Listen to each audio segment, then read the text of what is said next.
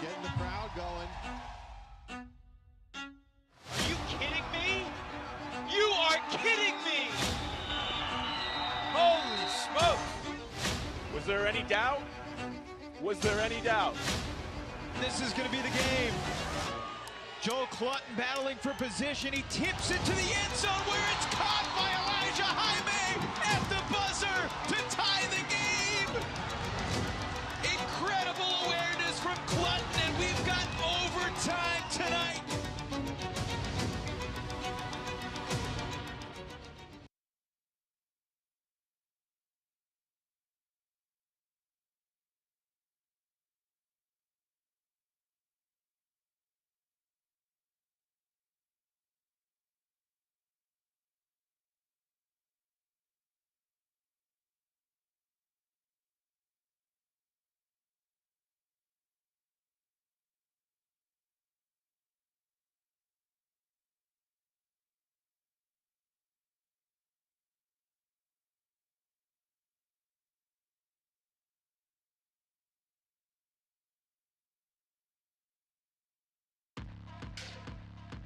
The ultimate story here in Atlanta has been packed with highlights and heartbreak.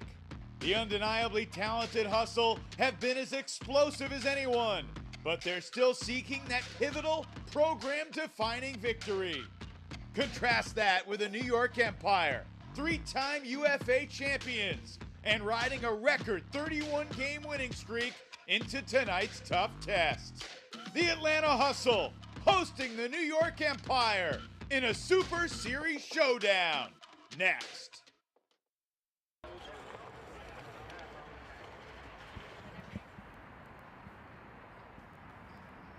Well, the stage is set. The kids are here. The Hustle, delighted to be back home. Welcome to Silverbacks Park here in Atlanta. The Empire 1-0 this year, 31-0 in their last 31 games here in the Ultimate Frisbee Association. Yacht and Williams are back to lead New York. They're missing a couple recent MVPs, but they've still got many valuable pieces.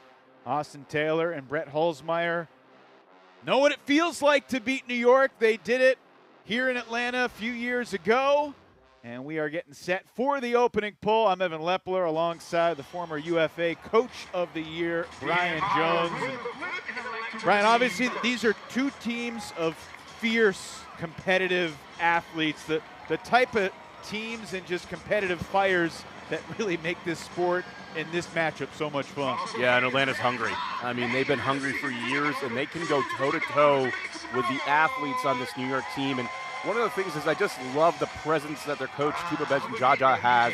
Just this ability to emanate confidence and an attitude about the way they play the game. I think he's the type of coach where the players would run through a wall for him. And he can set the tone right away, and that's really important for this Atlanta team to give that belief. For New York, they don't have any problems with belief. Not at all. They won 31 games for a reason. They're very confident, even with the departures that they've had this offseason.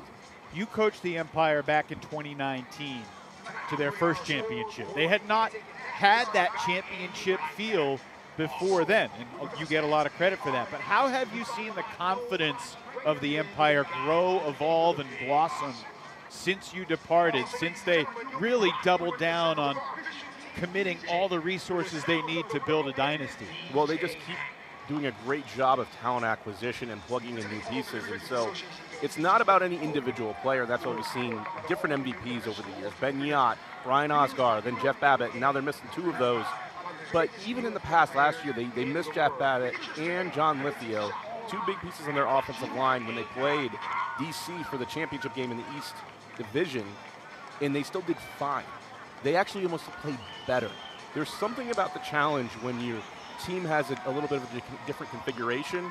They've added Liam Haverfield. Players get to play different roles. It's more exciting.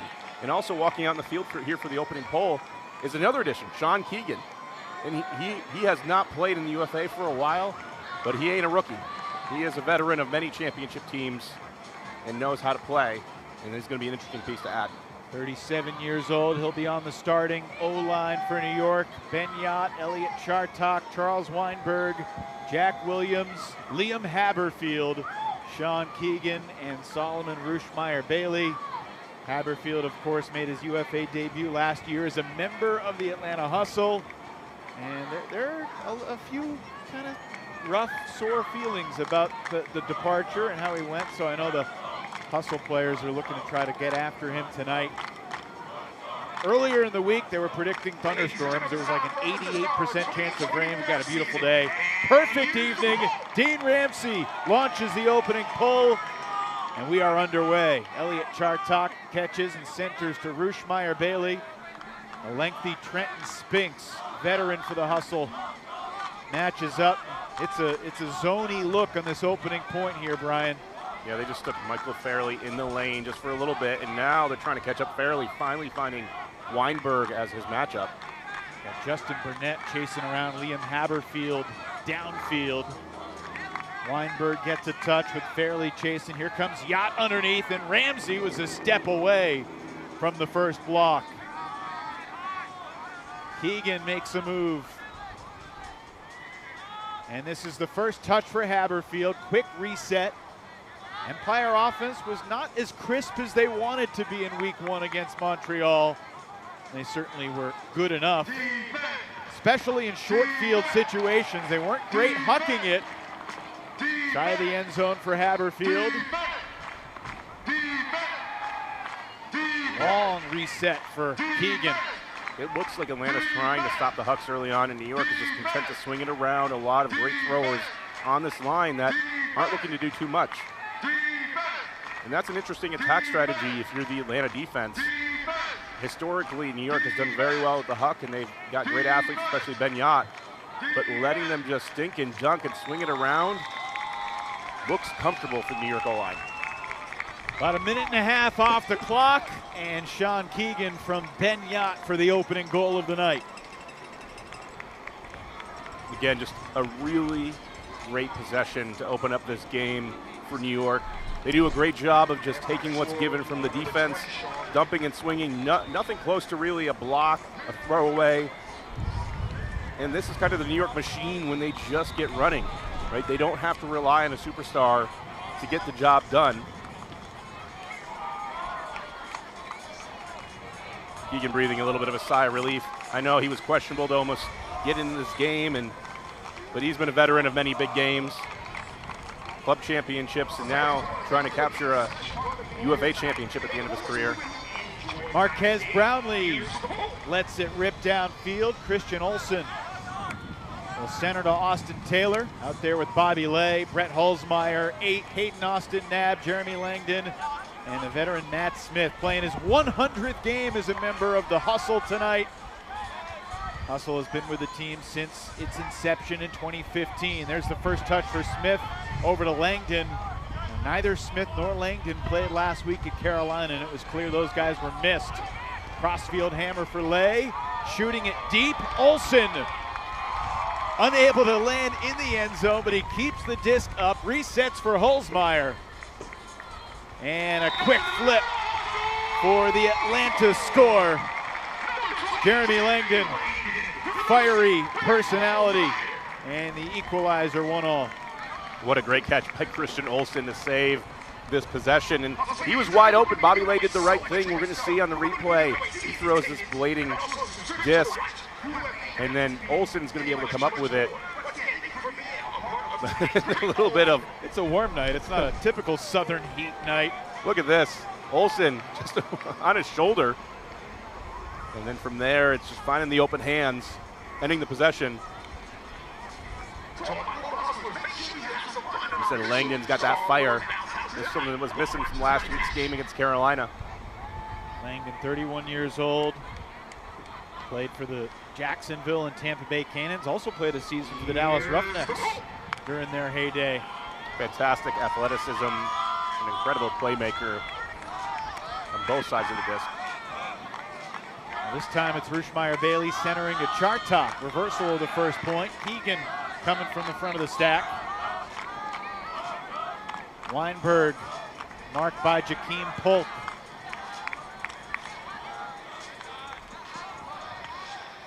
Haberfield faked the deep cut, now coming underneath. Makes the adjustment, right back to Chartok. Benyat is going. Dean Ramsey is chasing.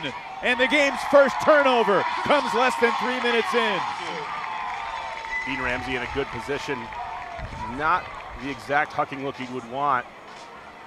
Not really a great place to put it out to space. Atlanta's got a chance to take the initiative here. Billy O'Brien working back and forth. O'Brien, another guy with Florida roots, like the coach of this team, Tuba Benson-Jaja. Here's Justin Burnett. We got the last two college Callahan Award winners in the men's division playing in this game tonight. Justin Burnett out of Emory for Atlanta and John Randolph out of Brown for New York. First break chance of the night, and Atlanta converts. Ramsey, the D and the dime, as Jakeem Polk punches in the hustle break. Huge break for Atlanta to come out here on the second point, get it turned. New York tries to shoot it deep to former MVP Benyat. And for Ramsey, he does a great job of finding the body, getting Yacht to go up early, trying to make a tougher catch. And from here, a lot of disc movement. Really good job by this Atlanta D-line on the break chance, just moving the ball quickly. You're doing two things. You're scoring, and you're tiring out that New York O-line. You have a chance here to keep the momentum going. These points, the time between them, it's short. And so New York has to go and do it again. Burnett, a really intriguing and talented young player. Just 21 years old. He won't turn 22 until August. So last week after the hustle, or after the Empire were broken, my goodness, it's a Callahan and a gift. Can you believe it? Trenton Spinks. Look what he found. 3-1 hustle.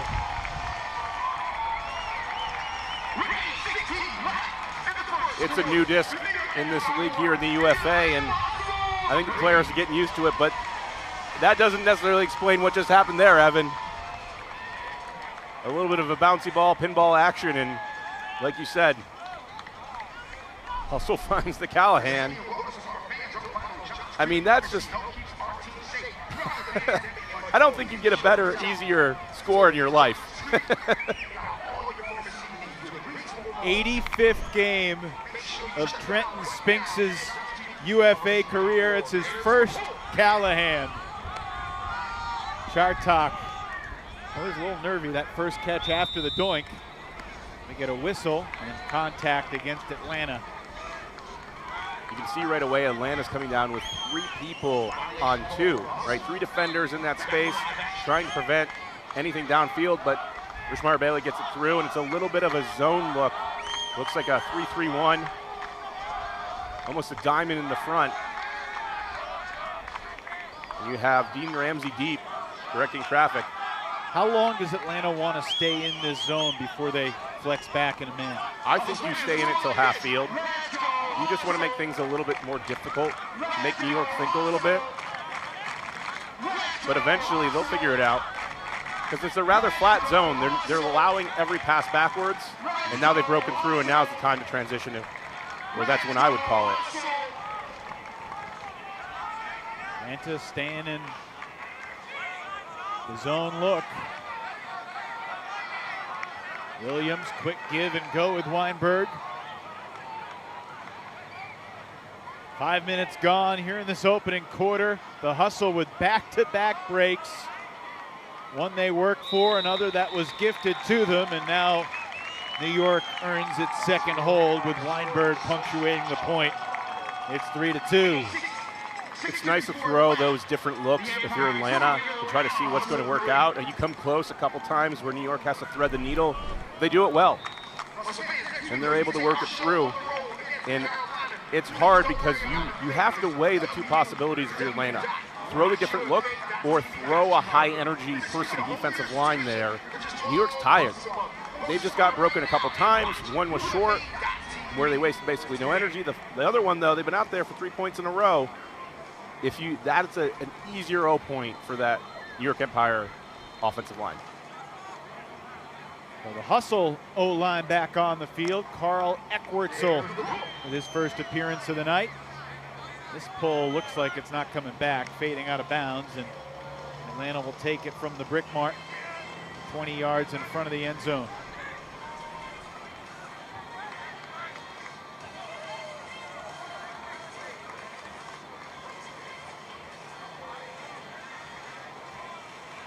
Side stack for Atlanta, trying to isolate the right side of the field. Aloro prevented the look to Taylor, so it's Eckwurzel. Carl ambidextrous, uses both hands to throw.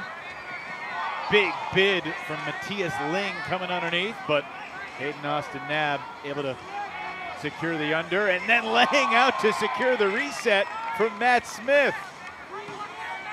And Austin Nab is an electric young playmaker for this Atlanta squad. Past the midway point of the opening quarter. The Hustle probably could not have asked for much of a better start. 2 first quarter breaks already and 2 clean holds. Matt Smith is in the end zone for Atlanta again.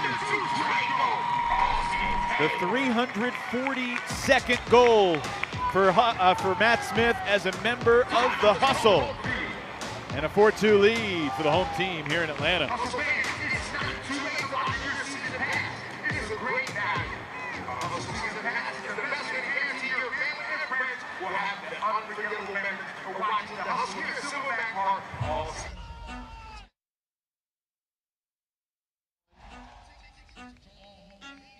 you kidding me?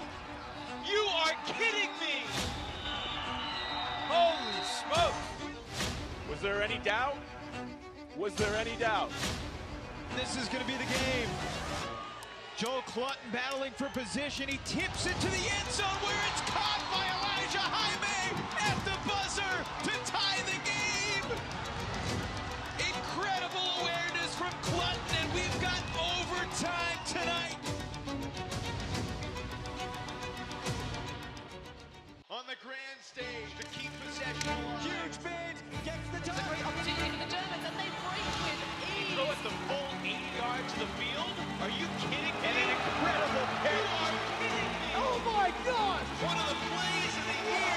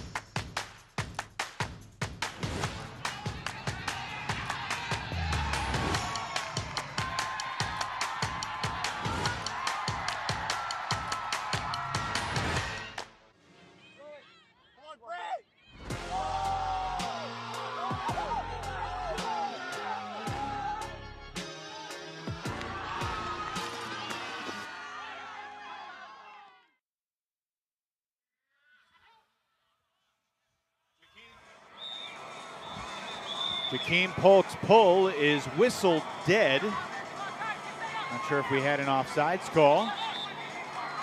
Might have been an offensive offsides, which is known as a false start. Enzo Cianelli is the lead official tonight, working with Bill Beret, Daniel Wong, Mac Davidson, this UFA crew. And New York begins this possession, trailing 4-2 from inside its own end zone, quickly out of it to Yacht. And here's Haberfield, the star of New Zealand, who joined the professional ranks last year, and that was a clean block on the sideline. Atlanta has another break opportunity. Shooting it up the line, difficult throw, and Ben Yacht coming out of nowhere denies Billy O'Brien at the last second. Man, he can get up to speed. Look at this. The long arms of the law. Ben Yacht comes through. When it could have been 5-2. Ambitious shot from Adam Miller. How'd you feel about it when it was in the air? He was open, but Yacht just made an incredible play. The throw could have been a little bit better, but you got to take that shot and live with it. That's the first Hustle turnover of the day. In previous matchups between these two teams, turns have been at a premium. Every possession is precious. Williams chased by Burnett. And the shot to Haberfield. Former member of the Empire, Kobira, with Polk closing in. Polk tips it, and he's called for interference. I think, did Polk go over him? He might have just soared over Haberfield like a young Bo Kittredge. Wow! It was clearly a foul. And Haberfield has the disc and throws the goal to Jack Williams. Do you excuse the foul if you make it look that cool, Brian? I don't know. I mean, yeah, we haven't seen that in 20 years. This was an opportunity for Atlanta to get a pretty secure lead in the first quarter, and New York was right back. And Joakim Polk, though, I mean, I know we want to talk about the New York score and break it down, but we got to watch it again. It's not every day you see a player go over, whether it's in Frisbee or the NBA. He's not a young man. I mean, for real life he is, but for ultimate, here we go. 34. You know, I don't know if we can say he went over him. He took out Haberfield's neck on the way down. I don't know. Let's not quibble. I think that's close enough. Well, an opportunity there missed by Atlanta. They could have gone up 5-2. But Ben Yacht's block, remember that moment. Olsen and Taylor chased around by Randolph and Brownlee. Lay back for Austin Taylor. Austin's had some huge games in this league, double-digit assists on numerous occasions.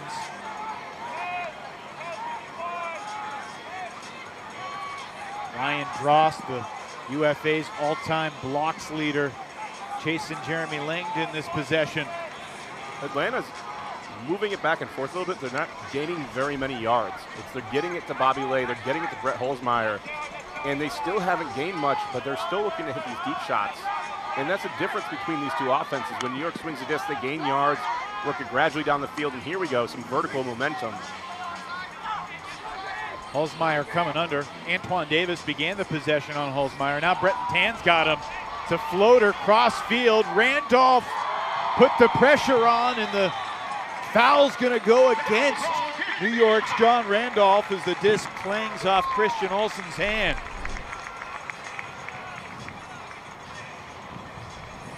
Certainly some contact. Just enough, and that's hard. And Antoine Davis looked like he was calling a foul on himself as well. So to the back corner, and for the second time tonight, Matt Smith scores. Matt Smith, the goal-scoring machine. Number 2 all-time in UFA history. Now with 367 goals. Interestingly, Ben Yacht's not far behind him, 3rd place all-time in the league. Yacht was just 4 behind him at the start of the night. Now 6 behind Smith. He's been a really fun player, Matt Smith has, for a long time.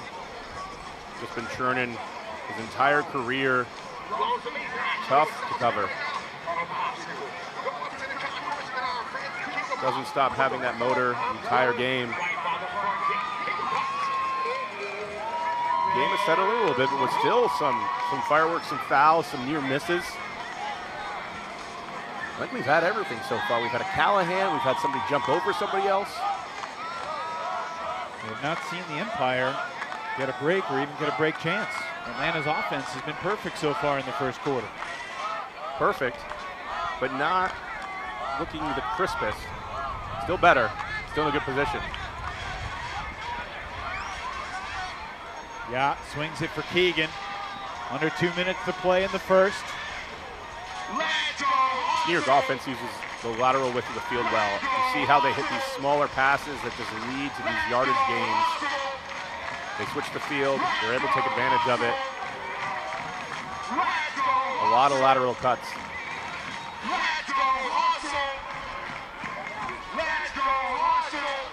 Chartok for Haberfield. 1 goal and 1 assist for Liam. And the Empire are back within 1. The first time these two teams met July of 2021, it was the last time New York lost a regular season game. They met again in the playoffs that year. Atlanta had a 5-goal lead. New York came back and won in exhilarating fashion on the Oscar buzzer beater. And then last year in New York, Empire winning by 3. Right side of the graphic, look at the number of turnovers. They have decreased in each game. Offenses are starting to figure it out. They've gotten more and more patient, using the full width of the field. But I just want to go back to Haberfield right now. What an addition he's been already to this New York O-line. He's had the 1 turnover out of the double team. You kind of expect that. You're getting into a new system. You're trying to figure out what to do in those most hairy of situations. But he's had a motor all game. He's been cutting all over the field, getting open, and providing those yardage-gaining throws for the Empire. Kind of a subtle double team thrown on by Shankalati, and a near block in the backfield from Matthias Ling, youngster.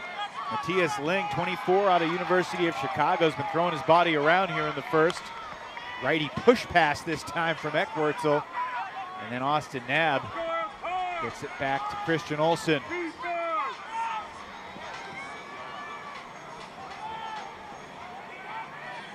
Axel Agami Contreras, another new member of the Empire, putting the pressure on Olsen, and that pass is out of bounds, I think.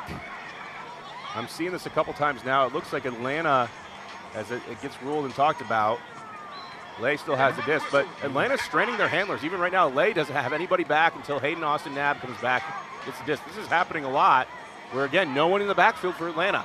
They're cutting from downfield. Austin Taylor comes back. Holzmeyer going deep. Agami Contreras and Oliver Chartok. And it's Chartok who gets a piece of it to swat it away. First break opportunity here of the night for New York. 20 seconds to go in the quarter. Timeout Empire with 18 seconds on the official stadium clock. And a chance for New York to tie this thing up at the end of the first. That's a rare timeout by a player. Normally you can't. The coach has to be the one to call the timeout to get the D-liners off of the field. But you got to think John Randolph is seeing the time in the clock. Let's get the offense out there. We can score in 20 seconds. We have an opportunity. And early on, Atlanta had been pretty good on offense. This one, the huck goes up, and you like your chances here going up with Holzmeyer, but Agami Contreras does a great job with the body. You get the sandwich, and that allows Chartok to get up and make it harder. 2 bodies on, Brett is boxed in. He has nowhere to go, no clean jump ability. That's a big thing. Find the body, don't worry about getting that disc. And I mean, you're not gonna really high point it against Brett Holzmeyer anyway. Brian is a defensive-minded coach. Your opponent has about 3/4 of the field to go in 18 seconds. What are you telling your team defensively? I think in this situation, you want to force a 50-50 ball from beyond half field, which means you can't allow chunks. The chunks are going to come to the middle of the field and make this easier. If New York can get it to pass half field with 10 seconds to go, they can go in a lot of different directions that can create a really easy score. So you have to try to make sure you're letting them swing it back and forth from behind the midfield area. And you're not just putting everybody back. You have to play kind of normal defense. And I like what they're doing right now. And you look at the setup out of the timeout. They are playing person on person. This is not put 3 people back. They can gain, New York can gain a lot of yards very quickly. 2 throws, they could be at the doorstep. So far I like the setup. A lot of teams would try to double team here. I might try to double team here, but the risk with a double team is that you allow a free pass right away. So I would like to see a first pass into a double team and try to make New York throw it backwards. Holzmeyer matched up with Yacht near the back of the stack. Polk, Ramsey, Fairley, Spinks, all the size for the hustle out there. Burnett and Kobira, the squirrely, faster defenders, trying to prevent the upfield initiation. Jack Williams just took off deep. Chartok has a swing for Yacht. Ideally, you want Yacht to be in the end zone when the shot goes up. It's a great decoy, but Atlanta getting what they want right now. Under 10 seconds, still a long way to go for New York. Jack Williams has been the buzzer beater thrower. Knifes a forehand for Yacht with 3. Yacht with 2. Yacht with 1. Throws to the end zone, and it's deflected to the ground by the hustle. Spinks gets a piece of it, In a quarter where he records a Callahan, he also denies the buzzer beater. And the Atlanta Hustle have the 1-goal lead after 1 quarter of play. Is tonight the night that New York's winning streak comes to an end? Hustle by 1 after 1. It's called back. Here's how this works. I got 2 little hustlers. What are we gonna do?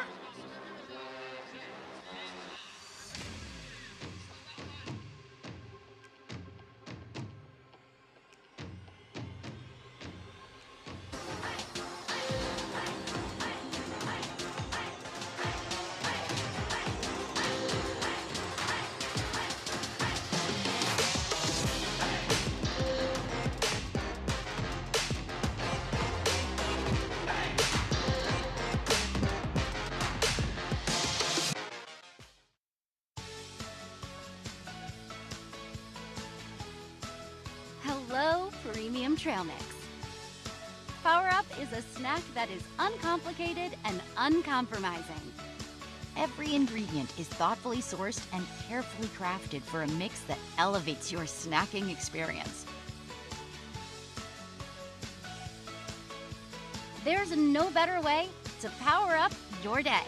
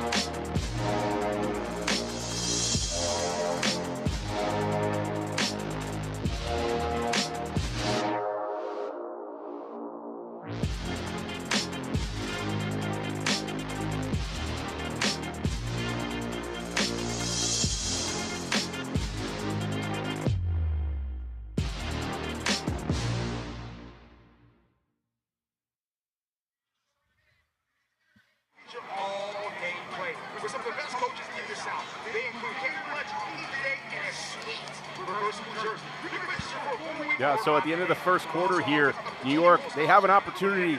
They get it to Benyat, but this is where you're missing Jeff Babbitt. You're missing some of the taller athletes also that were put on the bench.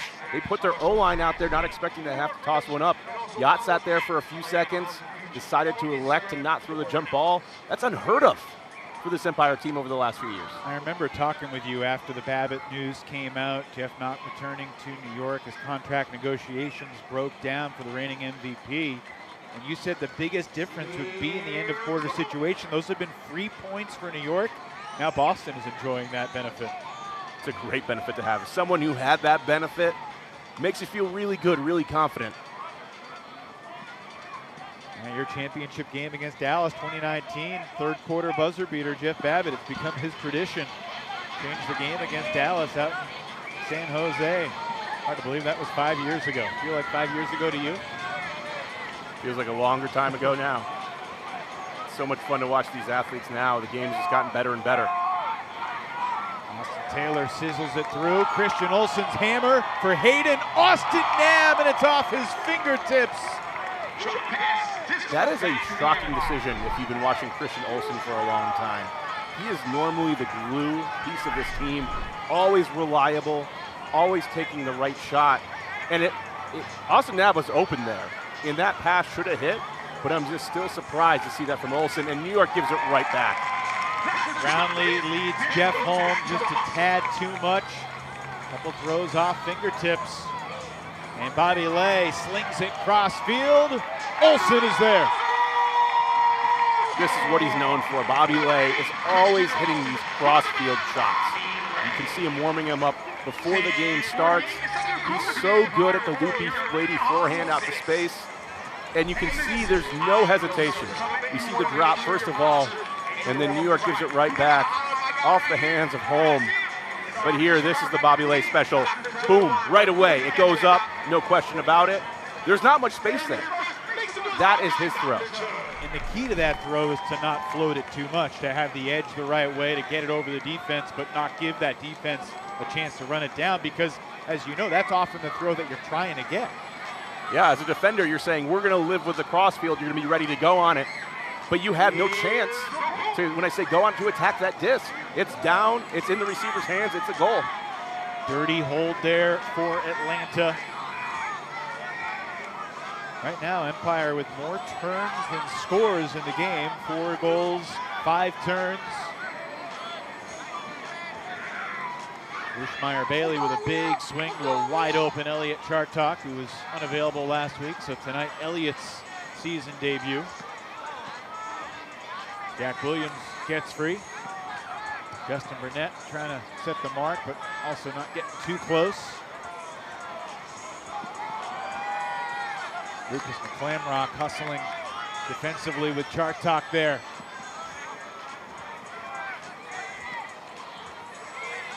Weinberg.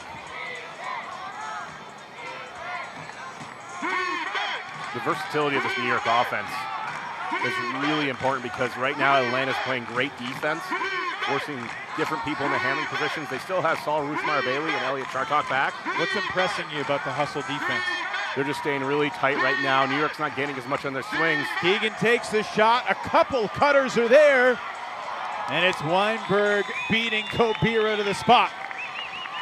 I think this is a crucial add for the New York offense from the offseason. You lose Ryan Osgar, and this is the type of shot that he would take.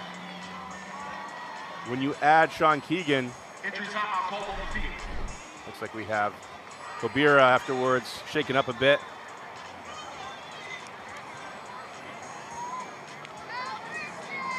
Kobira's getting stretched out in the back of the end zone right now, hopefully just a cramp.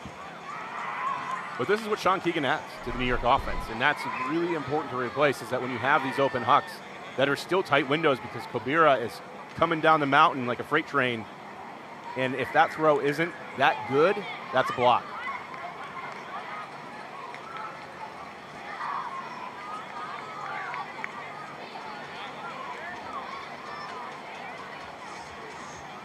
Josue Aloro will pull, along with that Jeff Babbitt buzzer beater in 2019. Josue's soaring block was a huge turning point in that final against Dallas.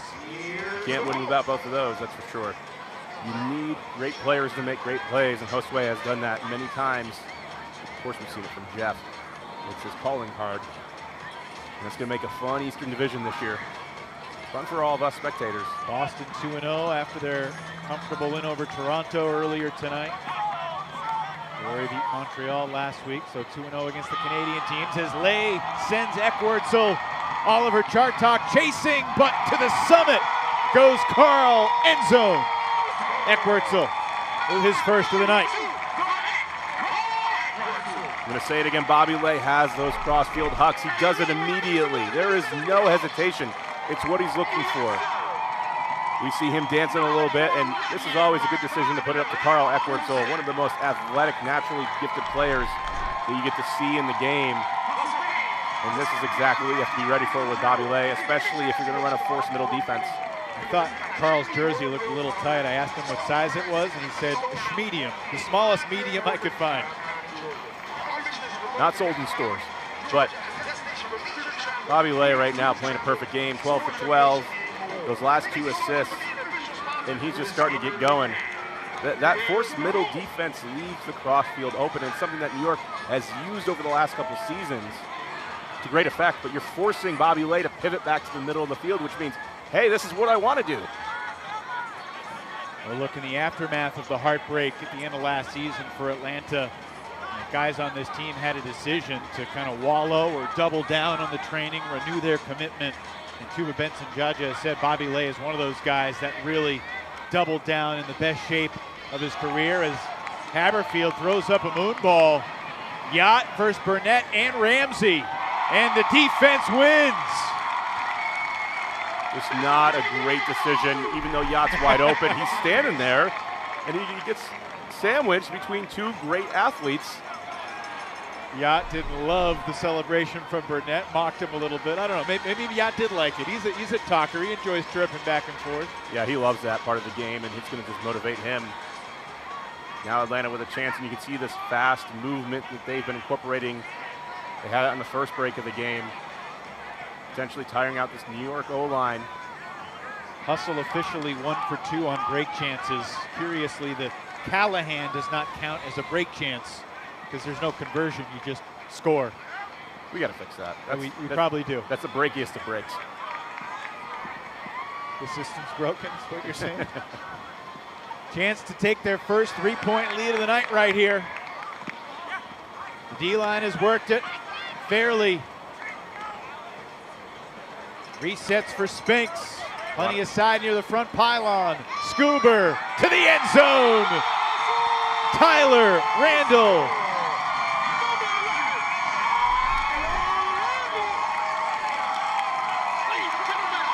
The end of that possession, New York is just tired, and all the quick movement makes it look easy. Fairly puts the little Scuber over the top. There's nobody to do anything about it for New York. This is a tough situation now. They are tired. You can see them walking back. Man, Atlanta is pumped, and they should be. They've been playing great so far, getting these turns. They're proven at this point. Hey, New York, you want to go deep? Go ahead. We've got the athletes to hang with you. And that's now 3 breaks for the Hustle, and none for the Empire. You just think about all of the easy possessions New York would get with Jeff Babbitt. Whether it be getting the break, whether that be getting just an easy huck on offense when they were in a jam. They don't have that safety net anymore. You got a timeout called on the field as you see Tuba Benson Jaja. He was born in Nigeria, moved to the U.S. at 4 years of age. He's been around the Ultimate community since 1997. Obviously the coach of the Cannons. Had a heartbreaking loss their very first year when they felt like they had the championship weekend in their grasp. They were literally one completion away, and a throwaway led to the game-tying goal. Jack Williams was involved in that for the Flyers back in the day. So Tuba knows heartbreak, and he took a long look in the mirror too, Brian, after what happened last August. But he believes in himself, and he believes in this team that this year can and will be different. I love what he said about that moment and talking with other coaches around other sports. What do you do to get practice at these big moments that Atlanta seemingly has had a couple of issues with over the last several seasons? And they said, play a really hard schedule. Yeah, he went to the GM, John Bosey, and said, Bosey, I need the hardest schedule you can get me. And we'll see if he ends up regretting that, because the schedule does not get easier from here. This is their only home game in their first 5. Their next 3 are at Carolina, at Indianapolis, at Colorado. Summit looked pretty good today in their opener against the Seattle Cascades, who had been 2-0 before going to the Rocky Mountains this afternoon. Well, you gotta, in order to be the best, you gotta beat the best. Everybody knows that. It's a great strategy. I love the hard schedule. You go out and prove it, and you know, if it doesn't work out and for some reason your season goes the wrong way, it doesn't matter. You went out swinging. And New York takes the timeout to give the O-line a little bit of rest. Oliver Chargak does a great job of reading that double team coming and doesn't hesitate. Gets it off the sideline. Atlanta is running a rogue defender occasionally to try to get those double teams. Some pushing downfield. Away from the disc, a foul called. And I don't blame him. Guarding Saul Rushmeyer-Bailey, Rushmeyer-Bailey is so good at getting the little spaces and being so shifty.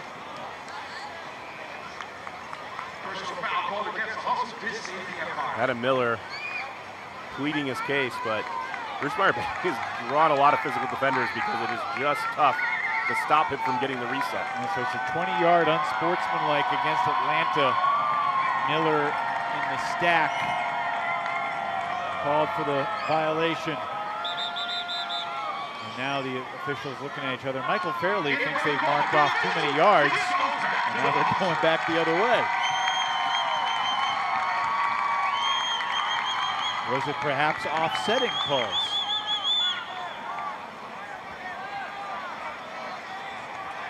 Apparently the two players pushed each other. Rushmeyer-Bailey and Miller. It gets physical out here. It's intense competition. Well, those two guys know that one more unsportsmanlike and their night is done. Over the stack, cross field, Rushmeyer-Bailey Now picked up defensively by the veteran Bradley St. Johns. Yacht floats it back for Weinberg, who's been very involved in this first half for New York offensively. Let's go, hustle! Let's go, hustle! Jack Williams. Let's go, hustle! Another touch for Rushmeyer Bailey. Back to Williams. And a low throw off of Haberfield's hands. Could have been caught, but Williams put it with some zip and not the height. Opportunity for the Hustle here to extend their lead.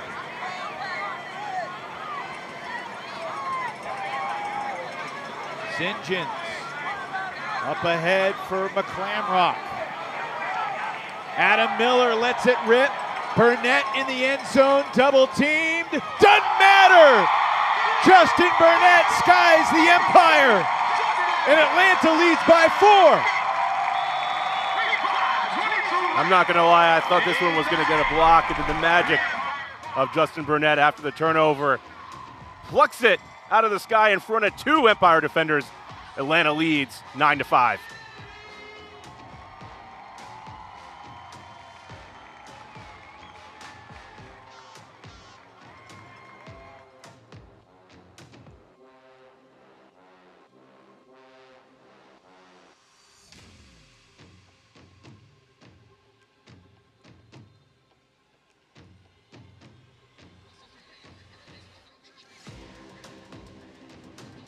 Look at the 7 across from me. I know that they aren't ready.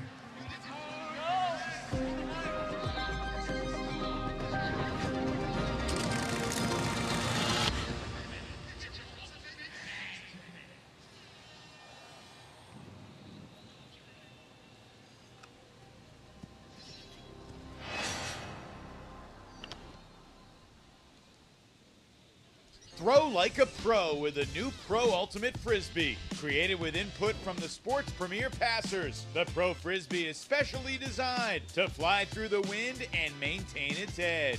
Experience the official Frisbee of the UFA and get yours at shopufa.com today. The second of losses, I'm handing them out, yeah, I had to go delegate. It feel like I'm floating, I'm lost in the moment, I swear I could levitate. They never believed that I would really fly, I had to go demonstrate. I had to set them straight. They hate when you elevate.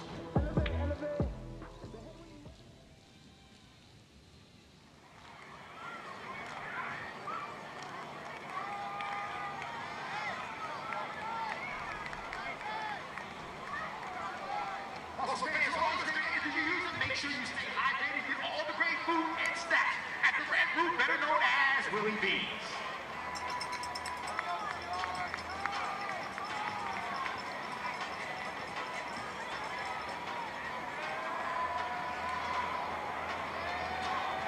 Back here at Silverbacks Park, a 4-goal lead for the Atlanta Hustle on the 2-time defending UFA champion New York Empire.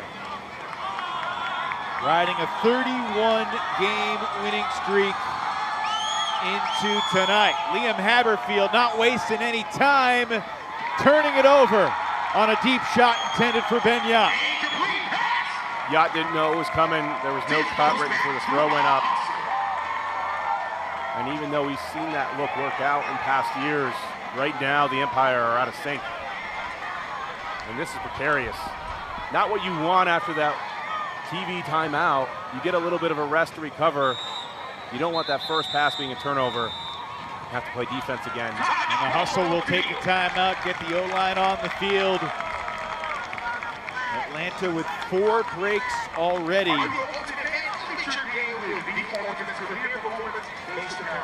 Cuba's team is rolling right now.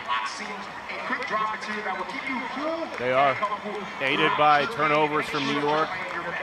And give credit to Atlanta. They are making plays. Justin Burnett going over, sandwiching Yacht to get a turnover and get the break. But New York has to figure this out. Do you think they need to change the personnel of the O-line?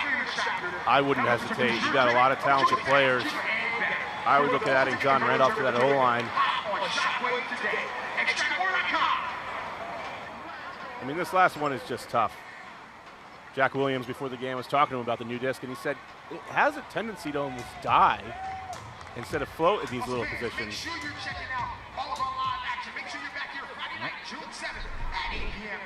Haberfield has been involved with a handful of the mistakes. Obviously, he's the newest member of this New York O-line. Sean Keegan played with New York 7-8 years ago.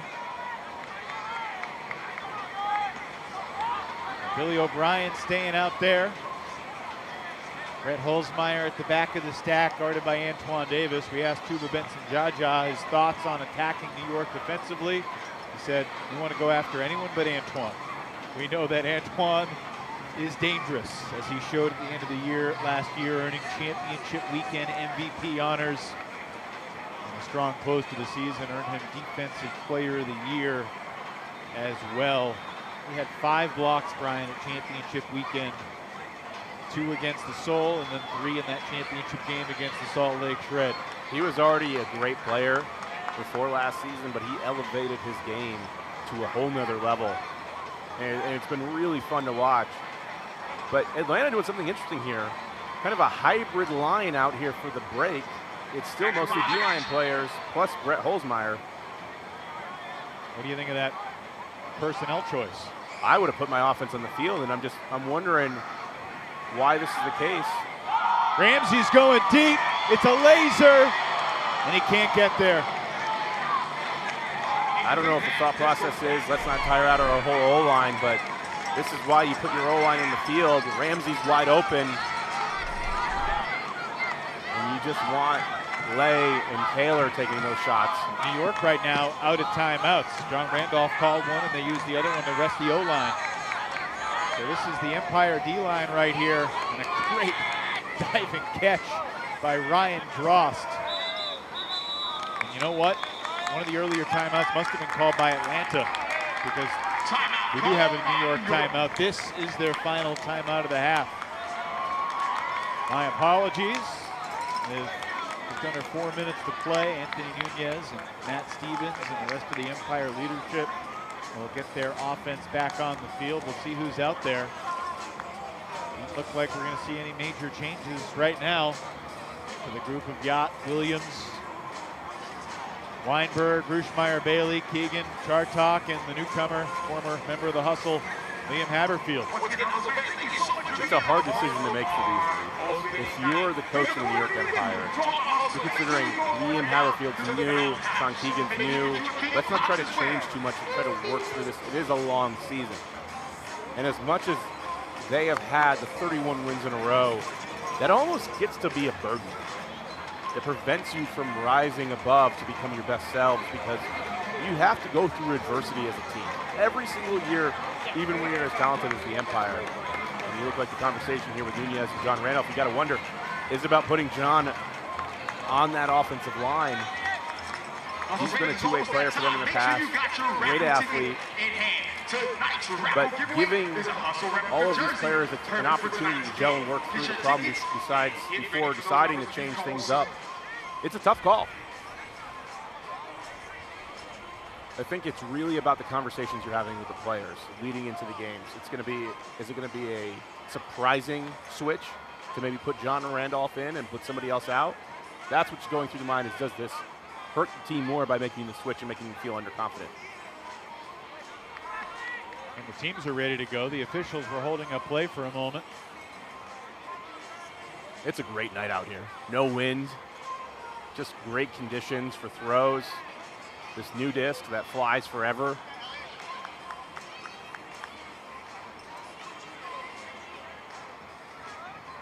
Clamrock and Chartok renewing acquaintances.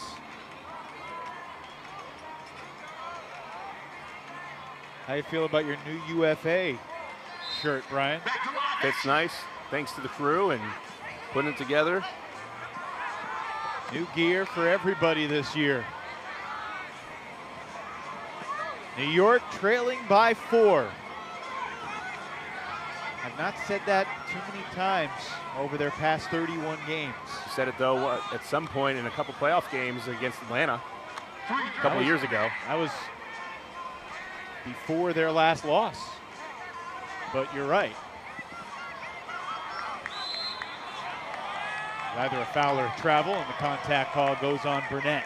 That's just such a great move by Jack that goes unnoticed by a lot of people. It's the, I'm going to try to throw this, another foul. Jack using the physicality to his advantage, but he does that fake, right? He's trying to throw the disc, but at the last second, he's going to decide if he releases it or not. Tonight, the 86th game of Williams' UFA career. He's learned a lot of savvy tricks in his time, as has Ben Yacht. And the Minnesota connection, Yacht to Weinberg to bring New York back within 3. That's New York's first goal since the 9:32 mark of this quarter. It's been almost 7 minutes since they scored. They've had to work through it. They had a good possession there that, after the timeout, worked out.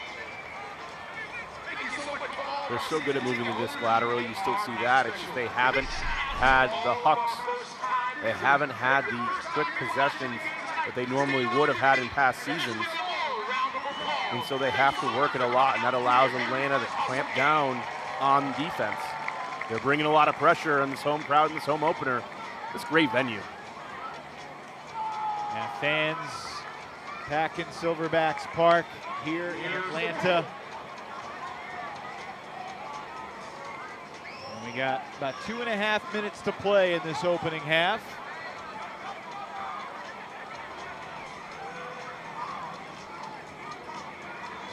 After tonight, the Empire are off next week. Their next game is against the reigning MVP and the Boston Glory 2 weeks from now up in Boston. Atlanta, their gauntlet continues. They go back to Carolina, trying to get quick revenge on the Flyers, who are off this weekend. Then trips to Indy and Colorado. Contact is the call on Randolph. I don't know if I saw much there. That seems pretty ticky-tack to me.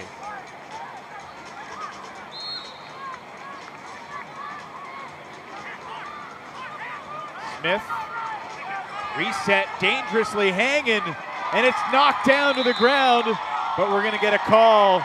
Ryan Drost is begging Austin Taylor for an integrity call. Take a look. He does go through the shoulder just a little bit, but before that, there was a lot of pushing and shoving before the disc even went up. The physicality is rising here. Wow.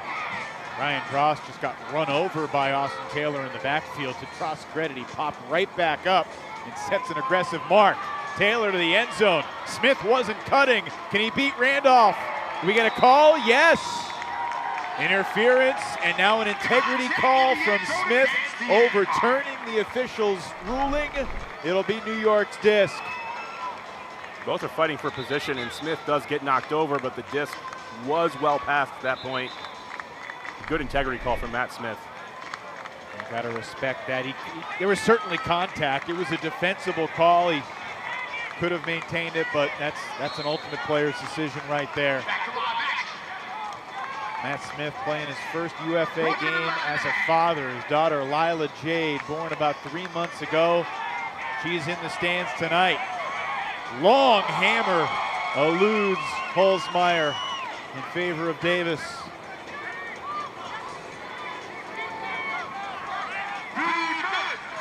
Empire still searching for their first break of the night, and Fortin Scuber got point blocked. Langdon got a piece of it, Brian. Great play to get it back, and now at this point, take your time. You don't even really need to score, you just need to make sure the Empire don't. But you want to score. Of course you do.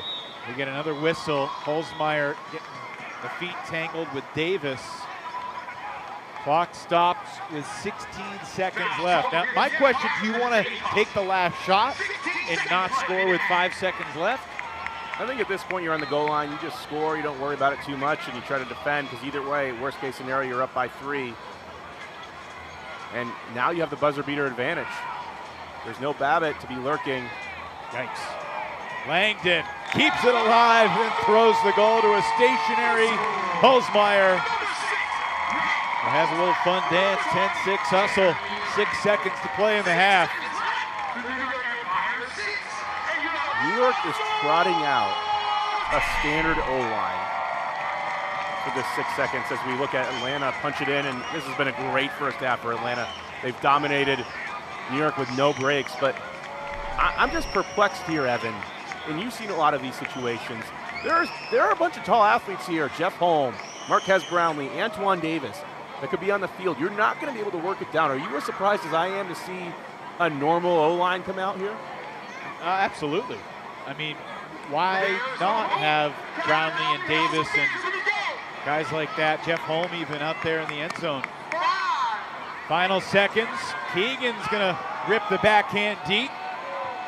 Yacht is in the area with Williams to jump ball, and Holzmeyer takes care of it for Atlanta. The hustle with a fantastic half of ultimate. Take a 10-6 lead into the break. All of the work is paying off in the offseason. The hard schedule that Tuba Benson Jaja set up. Atlanta's ready to play. Certainly more ready than last week, that's for sure. They had a tough one against Carolina, but here, taking commanding 10-6 lead. And New York has some work to do, whether they figure out the changes on offense. Atlanta doing a great job. And the Dross twins, along with Anthony Nunez, talking about the situation. Nunez trying to step in, make sure that Mike and Ryan don't receive an unsportsmanlike. Final play of the half. You've seen Yacht come down with these, but not as many as Babbitt. Holzmeyer was the man in the middle right there for Atlanta. So Holzmeyer with a goal, an assist, and a block in the first half. 9 completions, no throwaways. And this New York team with 31 consecutive wins trails by 4 at the break. Tuba Benson Jaja, the coach of the hustle, joins us. Tuba, the hat looks fly. How you feeling about the first half? Hey, we made it through the first half, right? So at this point it's 0-0. This is a championship team. So we are, we've got some things that we've done well, and we got things that we need to work on, and we're going to try to work on those going into the third and going into the fourth. You're pretty low key here. I mean, this is a pretty nice first half. Is there anything you wish you could have done better? We had, I think, one conversion that I'd like to get back. We had some set plays we worked on for our D-line that I think we threw out of bounds. A few missed assignments. Offense had a couple miscues that I'd also like to get back. Overall energy, though, our energy of the team is exactly where I'd like to be. The crowd is amazing. This is the atmosphere that we need as far as from the crowd and from our sidelines to be able to stay in with these guys. But at this point, it's only halftime, so nothing has been done yet, right? It is only half. I want to talk to you about really quick about that timeout call. You put the D-line back in the field with Brett Holzmeyer. Why not put your O-line on the field on that timeout? Hey, so we've been working on some different things, right? Ultimate kind of has this whole hierarchy of like the offense is always better than defense. We've been looking at other sports and looking at things that we could do to throw some wrinkles. And so we thought that was a good place to try one there, right? We knew we would have to go in this game not doing the same things that we had done against this team last time we played them in order to win, and we had to take some chances, and so we took a chance there. All right, Tuba, don't get hit by a disc on your way to the locker room. Thanks for the time, and best of luck going forward. We appreciate you guys. See you after the game. Thank you, Tuba. Yep. Man, the hustle. Can they put two halves together is the question. They've gotten some gifts, no question about it, and they've made some plays as well. Jakeem Polk flying high. Justin Burnett, a big half, 10-6 hustle here in the Super Series.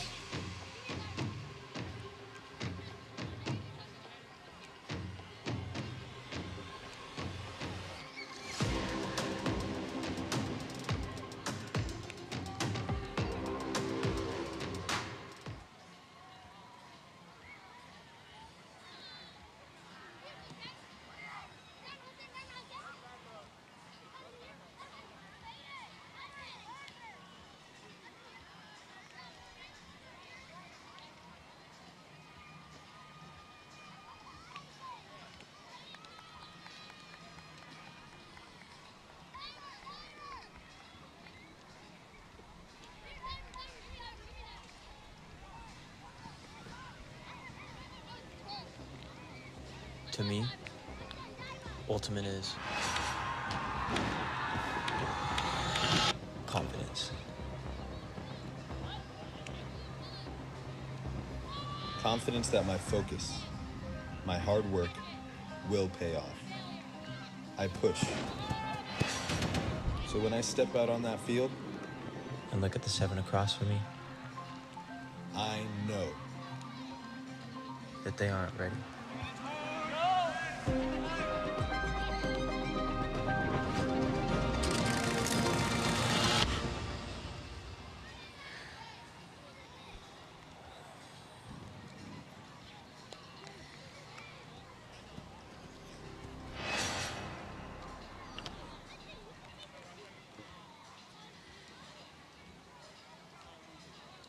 Throw like a pro with a new Pro Ultimate Frisbee. Created with input from the sport's premier passers, the Pro Frisbee is specially designed to fly through the wind and maintain its edge. Experience the official Frisbee of the UFA and get yours at shopufa.com today.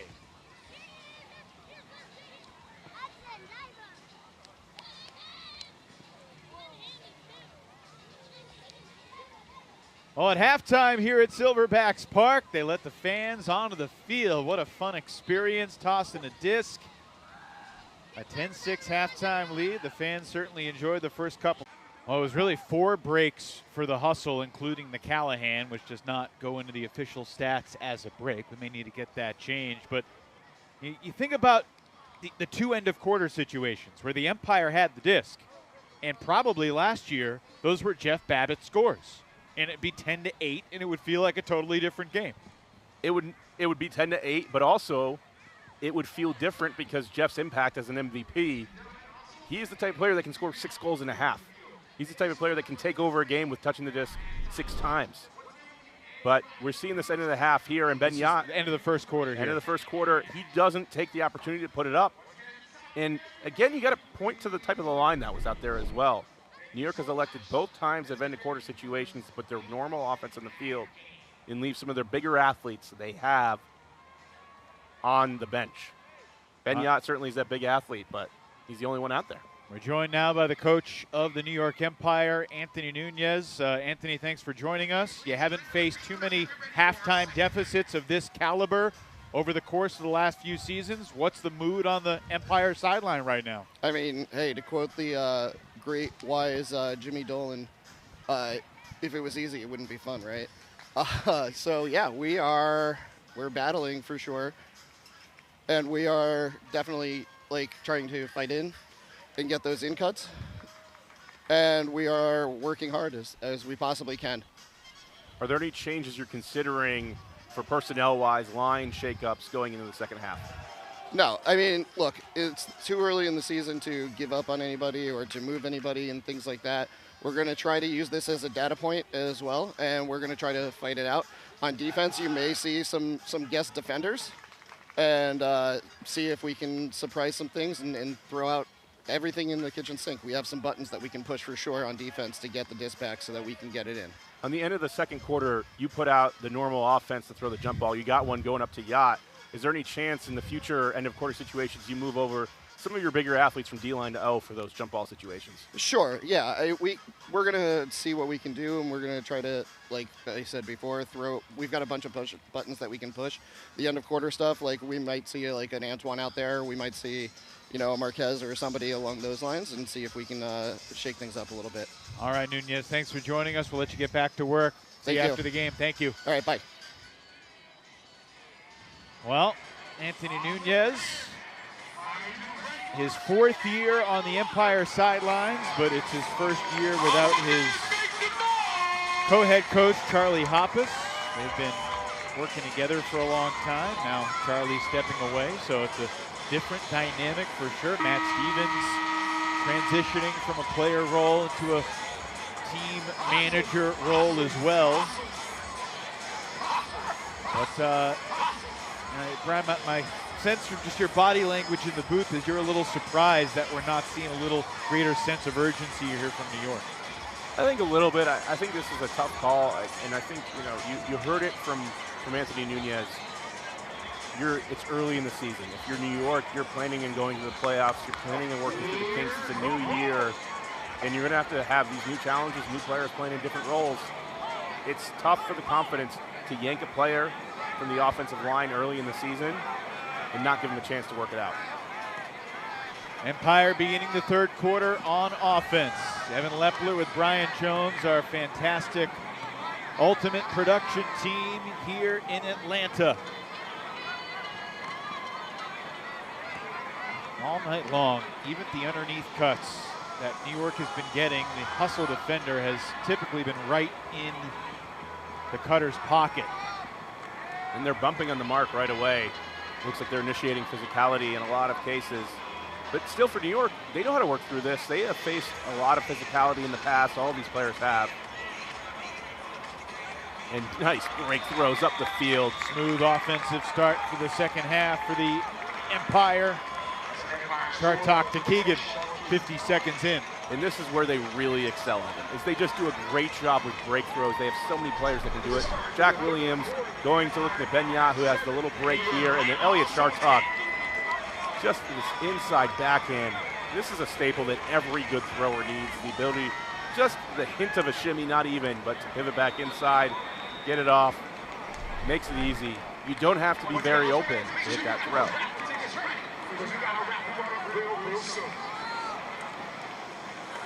Keegan, the veteran, rejoining the Empire, giving him a little extra firepower in the backfield alongside Chartok and Rushmeyer Bailey. The last couple of years, they really have relied on that duo, Elliot Chartok and Solomon Rushmeyer Bailey, to do the heavy lifting in the backfield. Yes, they always had Osgar and Williams as distributors too. It was those two guys that they had tremendous faith in. Double team comes on Austin Knabb, resets to the open lay. Swing for Olsen. Last regular season loss for the New York Empire was in this city, July of 2021. Lays deep shot for Christian Olsen is right in the breadbasket. What a dime. The first half, Bobby Lay hit crossfield shots, and so what does the mark do? The mark says, I know what you're looking for. Let me shift, and right now, that threat of the crossfield, Shank goes for the foot block, doesn't get it, and leaves the wide open backhand down the line. The first half, like a play action pass, sets up the second half, and Bobby Lay is on fire. It's his third assist of the night. He leads all hustle throwers with right around 200 throwing yards. He's 17 for 17.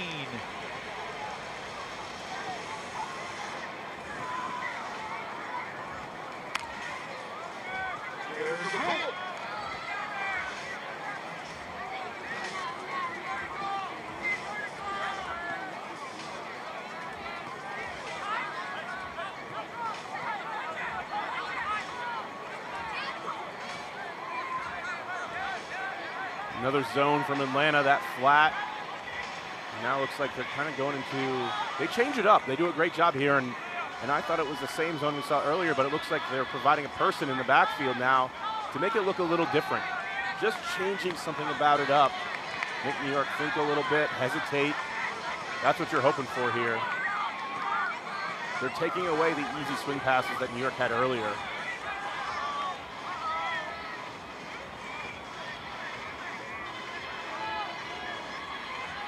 Just changes the pace of the game. Sure does. And like, we still got a lot of time, but that could change quick. 4 or 5 minutes go by, it's still a 3-4 goal game, and you start to feel a little bit more of a sense of urgency. This is in Atlanta's toolkit, and they're always going to run it, but I think this fares really well for the New York offense that wants to just dink and dunk and take their time. Earlier in this half, earlier in the first half, Atlanta got blocked by forcing New York to take shots. In that zone, they're going to leave some open pockets. They're going to work it around. And it becomes super easy after just a few little passes. Chartok is wide open in the end zone. There's nobody around him.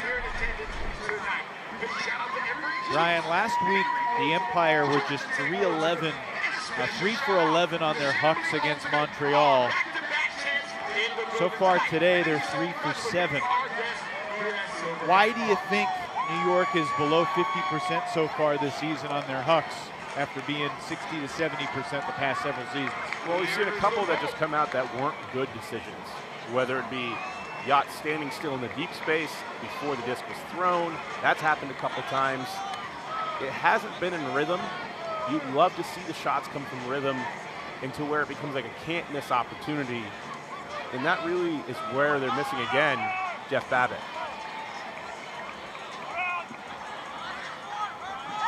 Jeff would just provide such a safety net and a nice warm blanket for any hucker. Lay looking for Smith. Brenton Tan ran through him. Interference is called. And Tan thought he had an angle, but Smith cut off that angle. And that's a proper call. You can't go through a player to get the disc. Tan kind of can't believe it because he had a great read on it, and he's an exceptional defensive playmaker. We saw it at championship weekend. Another touch for Carl Eckwurzel, and we saw the lefty backhand. Carl had more completions last week against Carolina than any other game in his career. He was 21 for 21 against the Flyers. Eckwurzel hasn't had as many touches tonight, but he has been steady with the disc.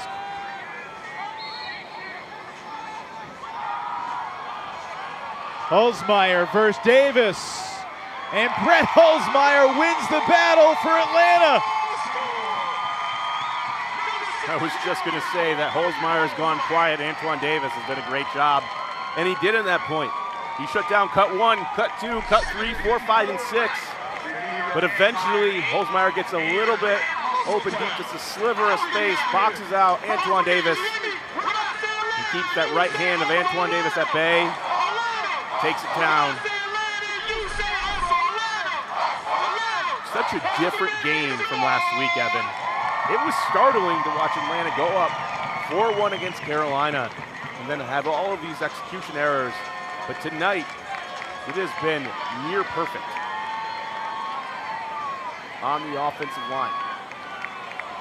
Another assist for Bobby Lay. Officially in the stat book is a 61-yard shot. A little surprising to look at the stats and see the Hustle 4 for 9 on their hucks. They only have 5 turnovers in the game.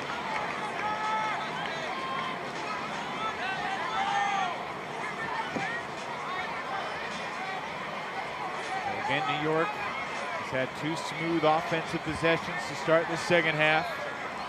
This time Atlanta's back to the matchup defense.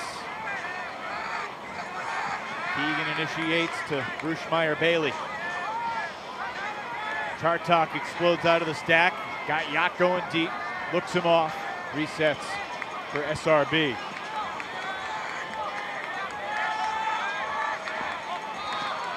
Justin Burnett gets the block on Williams. Disrespecting gravity, and Atlanta converts.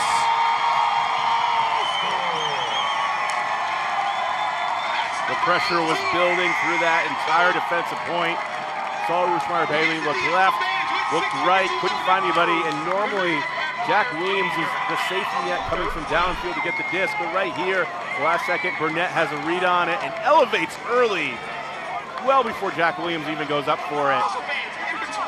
Looking a little bit like the new UFA logo, which looks a little bit like Jack Williams from a few years ago. And then O'Brien to Miller to punctuate the point.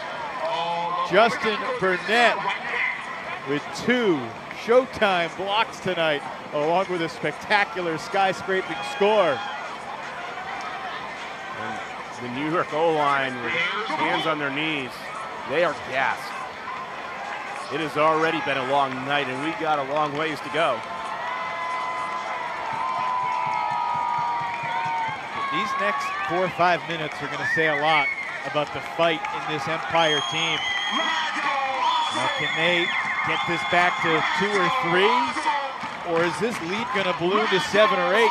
To be honest, right now it feels like the latter is more likely.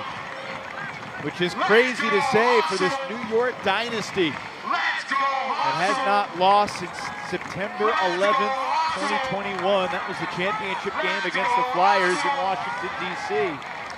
Last regular season loss was July of the 21 season here in Atlanta when Kelvin Williams, longtime veteran hustle defender, got the block at the buzzer. Another tight window throw to Charles Weinberg. The rogue double team. New York identifies it right away. But they lose yards, don't get the swing off. A lot of good switches and teamwork here from this Atlanta hustle defense. Former hustle, Liam Haberfield. Resets back to Chartok. Williams.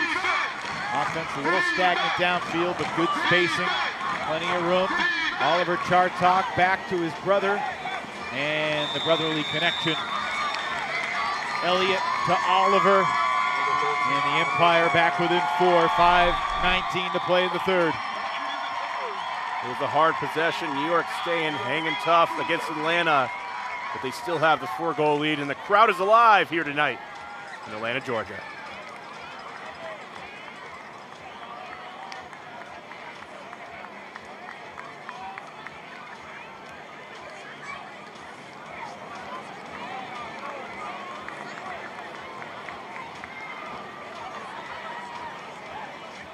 Just like our players, you gotta make sure you stay hydrated all.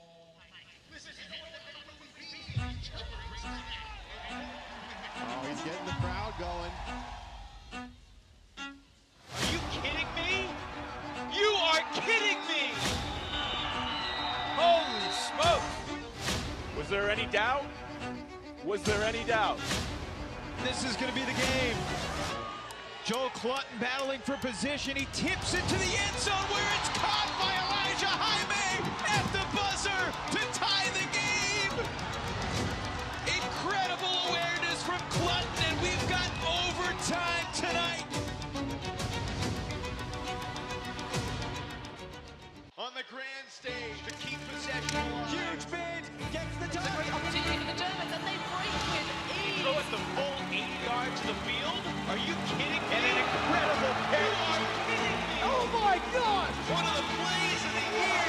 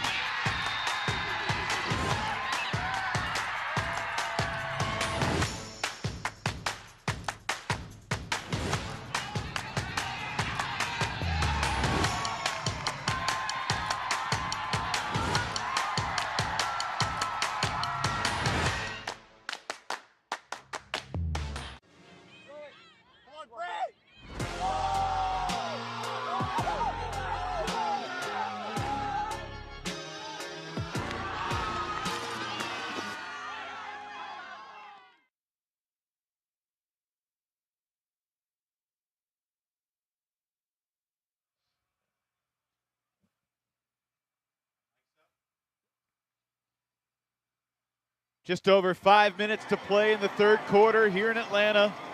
The Hustle leading 13-9 against the reigning UFA champions, the New York Empire. New York still has 0 breaks in the game. Had 3 chances. Atlanta's prevented the Empire from converting all 3 times.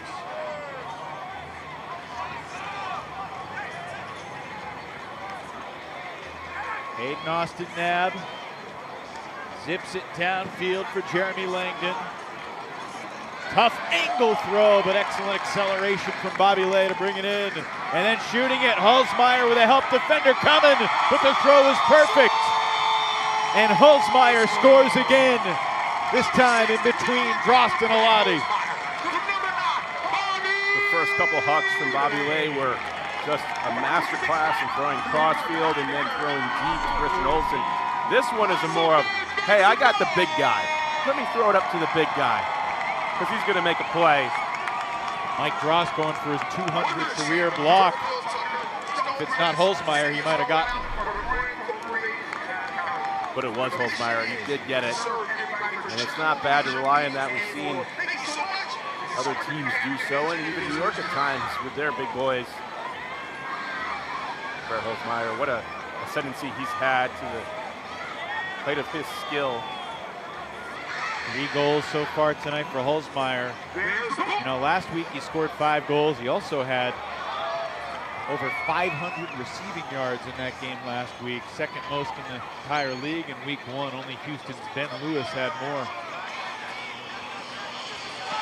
Here's the New York Huck, and Justin Burnett chasing his 3rd block, and it's an easy interception for the young man out of Emory.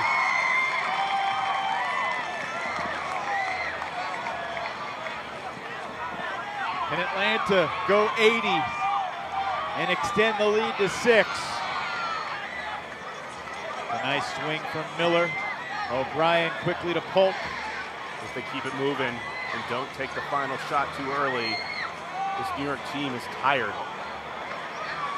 They've done such a good job in the first half of just keeping it moving, and now they're going backwards, and here's where I'd call the timeout. They are going backwards. Yacht coming in, creates contact, big collision with Miller. Yacht apologetic immediately. Miller shaken up. It will be an unsportsmanlike on Yacht. He knew it, but he didn't clear away too quickly. Miller just, I think, it's also a scary situation. Yacht's a big guy. Miller's got to try to avoid that. And Yacht does, at the last second, tries to get out of the way, but it's the right call. I was going to say that they're going backwards, but they're still forcing this New York O-line to expend energy defensively. And who knows how much energy they've got left. O'Brien floats into the end zone. Another chance for Yacht, and this time he gets it cleanly. Deflected pass, this goes back to Empire. That's the danger, right? You work it down so well, and then that last shot is the one that's just not necessary. That's the thing that Atlanta needs to learn a little bit more if they want to be that championship team. They did so well for most of the field, but it's that end zone set. Let the shot come to you. Let's go, awesome. Let's go, they still have a commanding 5-goal lead here in the third. Let's go, awesome. And New York has been sputtering in offense. Let's go, awesome. Let's go, awesome. Late acceleration there from Yacht to run that one down. Think about how important Osgar and Babbitt, and especially John Lithio too, was for this Empire team. And we get a whistle as the puck sails well past Chartok. Was it a timeout or was it a call? Picking call on the field. Violation against the Empire. It was a pick down field, and the whistle why the cutter stopped pursuing that disc. It stays with Yacht, 10 yards back, over to Rushmeyer Bailey. Under 2 minutes to go in this third quarter. Saw the Detroit Mechanix losing streak continue earlier today in Grand Rapids. They've lost 75 straight. There's been questions about which streak would end first, and the Empire running out of time. They broke the record last week, Toronto's record from 2013 and 2014, winning their 31st straight. They trail by 5 here. Closing in on a minute to play now in the third, and Atlanta forcing the O-line to work patiently. Looking for Rushmeyer Bailey, and he's able to keep it off the turf. And it's a New York score. Back within 4. One they had to work really hard for. Battle through a turnover. Work it down the field. They're not getting those easy shots. It's certainly a turning point, because after this foul from Yacht, Atlanta had good field position. This was for a 6-goal lead. You never want to give New York an opportunity to get back in this game. They are a different team, but they still have that championship DNA. And really, when we say that, we mean just a team that's never going to quit. That O-line is tired and ragged, but they keep on fighting. That turnover for Atlanta on the break opportunity, just the 6th hustle turn of the night.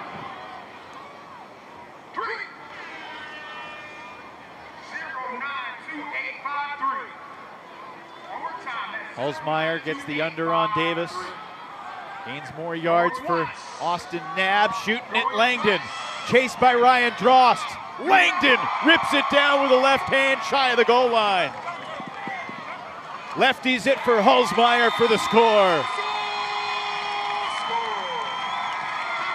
Langdon, what an athlete. I mean, he's a great weapon for this Atlanta team. And it's just been such a balanced attack the last 2 possessions for Atlanta. First hitting Holzmeyer deep. Now they do it to Langdon. And Langdon gets an early possession here. That makes, I don't think this is the greatest decision you would want, but Langdon does such a great job of boxing out. There's no chance for Ryan Drost to come through and get a block. And if there's a will, there's a way. Usually Ryan Drost is going to find a way to sneak in there. Officially, it's Brett Holzmeyer's 3rd goal of the quarter. He also scored with 6 seconds to go at the end of the 2nd quarter. Dean Ramsey with a soaring pull. And it's just inside the sideline, under a minute in this quarter. Atlanta will receive to start the 4th.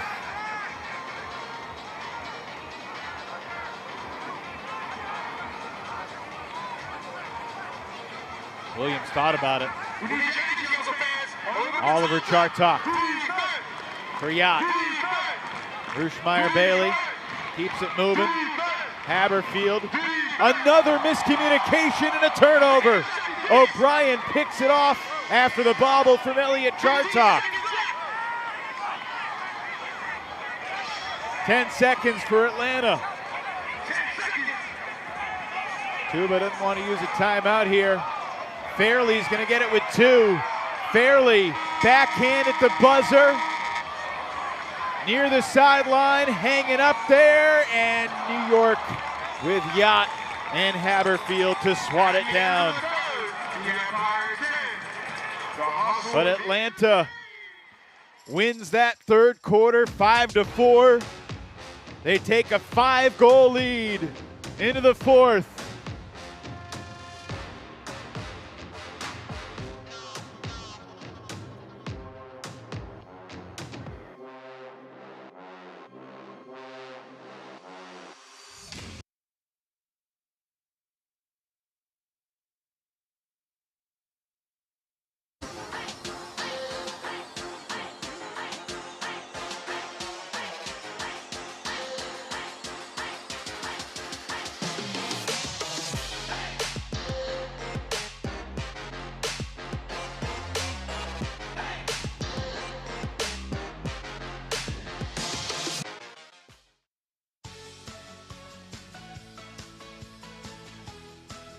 Hello, Premium Trail Mix. Power Up is a snack that is uncomplicated and uncompromising. Every ingredient is thoughtfully sourced and carefully crafted for a mix that elevates your snacking experience. There's no better way to power up your day.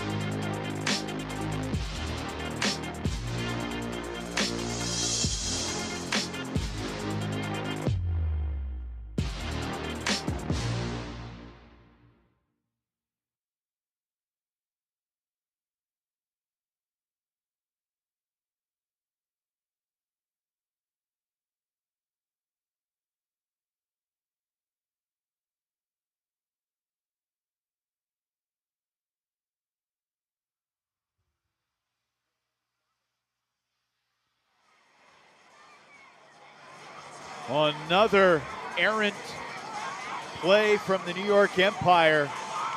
Certainly uncharacteristic from what we've been used to over the past several seasons. And right now, the New York winning streak is very much in jeopardy. It is May the 4th, if you didn't realize. It took me a second there. For those who don't know, may the 4th be with you. We have some Jedis out here tonight. Well, Atlanta playing with poise and purpose. Brian, tonight the 110th game in Atlanta Hustle franchise history. They've only had single-digit turnovers 5 times in their 110 games, but through 3 quarters tonight, just 6 turnovers. If they were to play flawless here in the 4th, that would match the franchise record for fewest turnovers in a game. They had 6 turns against a Pittsburgh team that did not win very much 3 years ago. Right now, a little bit of line juggling going on. Antoine Davis on Jeremy Langdon, and Ben Yacht crossing over to guard Brett Holzmeyer. And Atlanta just still looking comfortable. Bobby Lay's had a sensational day, and it continues here to start the 4th. 6th assist of the night for Bobby Lay. Langdon makes it a 6-goal lead, largest lead of the night for Atlanta. Antoine Davis is close to Jeremy Langdon there, but it doesn't matter because Bobby Lay, he's looking for it over and over. You know it's coming, and it's perfectly placed. Bobby Lay is such a weapon, especially on this field. Look at that, perfect. And you remember in 2019 when it looked like Bobby Lay was going to toss the game-winning throw in overtime against your Empire team, but Jeff Babbitt had the block denying Jacob Fairfax. And Bobby Lay's been in a lot of big games. He's taken a lot of big throws. I don't know if I've ever seen him more comfortable than he's looked tonight. He's sharp. I think it's number one defensively. You want to try to take away his cross-field hucks because it's what he's comfortable doing. And he's opened up his game to be more than that. And this Atlanta Hustle team can score in more than one way. Whether it's for Holzmeyer or for Christian Olsen being the blue guy, Austin Taylor, who at one point, a few years ago, probably could have been talked about as an MVP candidate for the way he played for this Hustle team. Now is another cog in the offense. And that's understating it a little bit for his importance, but that's a great sign for this Hustle team. No, you're absolutely right. They're taking a little responsibility off of Austin Taylor's plate. And he's fitting well as a cog. That's an important, quick response from New York. And we're still down 5 with just 10:21 to go. That's what's tough about throwing this zone. And again, this is kind of goes back to this conversation about identity. If you're the Atlanta Hustle, part of your identity has been for the last however many seasons is we're going to throw zone, we're going to continue to throw it, we're going to fix it, we're going to make adjustments to it. But in this game, New York has seemed their most calm, patient, cool, and collected through the zone.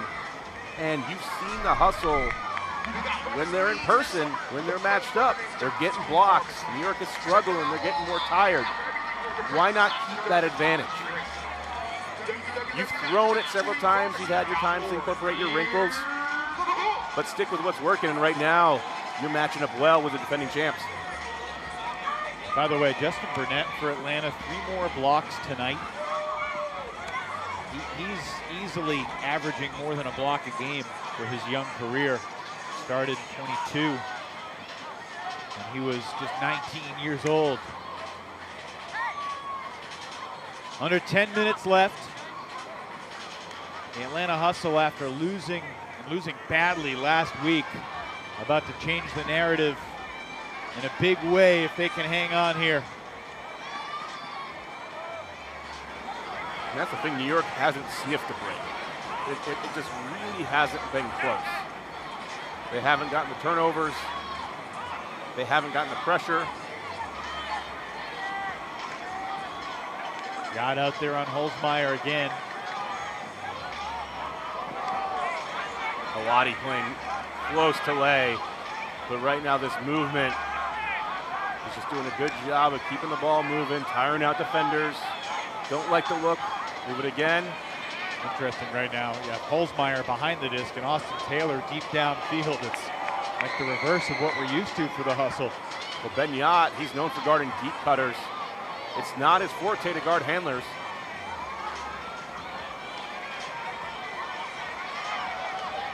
So why not go in the backfield if you're Holzmeyer?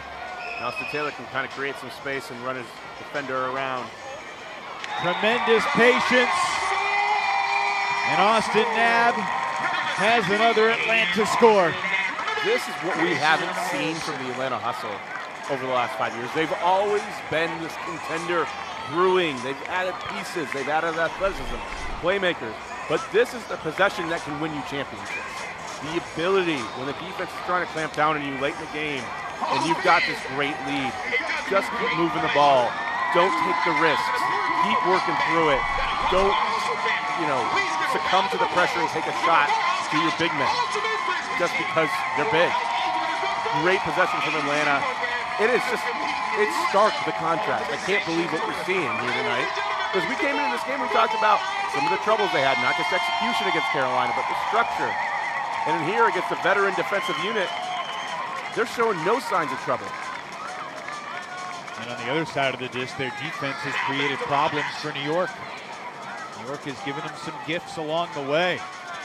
Fewer than half the number of turns as we tick toward 8 minutes to play.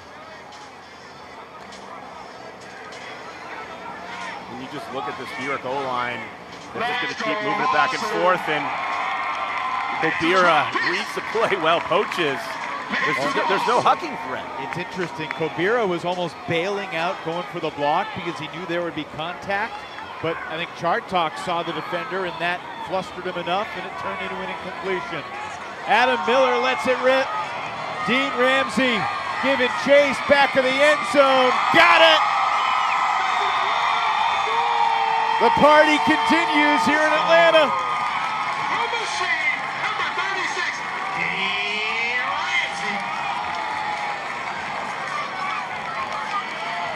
That felt like the knockout punch. Well, when Empires fall, they fall hard. 31 wins in a row, an impressive feat. But with 7:50 remaining, it looks like you said, Atlanta with a dagger huck.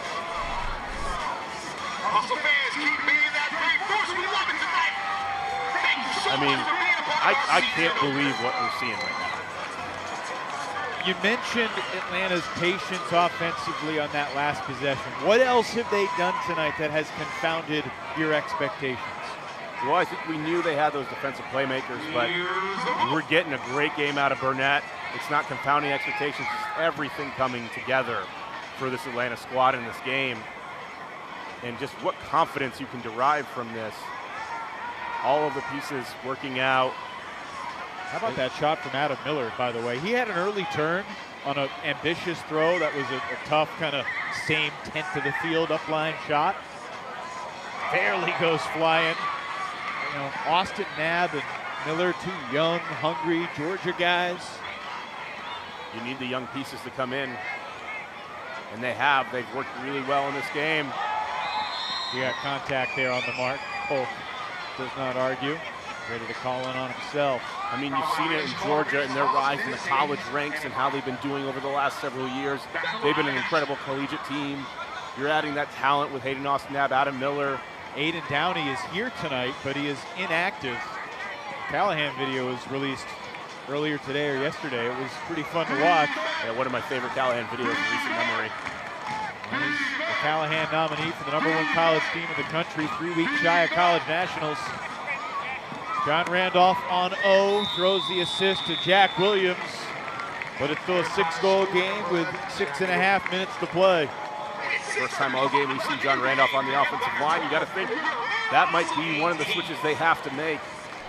John Randolph's an incredible defender, and he just finds Jack. It's one of the most open scores they've gotten all game long deep. A lot of decisions, a lot of conversations are going to be had by the Empire after this game. Even if you find a miracle way to get back in this game, which it seems near impossible. Get your subscription for that now, too. After tonight, New York has a week off and then goes to Boston. And the very next day after the Boston game, they travel up to Montreal. It's a tricky back-to-back, especially what we've seen from young Belgian Toba de Krana. De Krana was sensational last week, even though the Royale lost a pair of games, but just 2-goal losses for Montreal. And at the end of this night, the undefeated teams in the East Division, barring a miraculous comeback, the Boston Glory are 2-0. The Philadelphia Phoenix are 0-0. Everyone else in the East, if this score doesn't change, will have a loss through 2 weeks. And it's possible Philly could suffer their first loss tomorrow against DC. It's going to be an incredible division now that the chess pieces have been rearranged. They sure have, in a big way. Austin Nav slow and steady. Eckwurzel for Olsen. Tuba calls Olsen the glue guy for this Atlanta team, both on and off the field, and my goodness. Langdon just winning the foot race. Antoine Davis arguing, thought there could have been a pick called, but there is no whistle. 5.5 minutes to play. It feels like the Hustle's night. 19-12 Atlanta.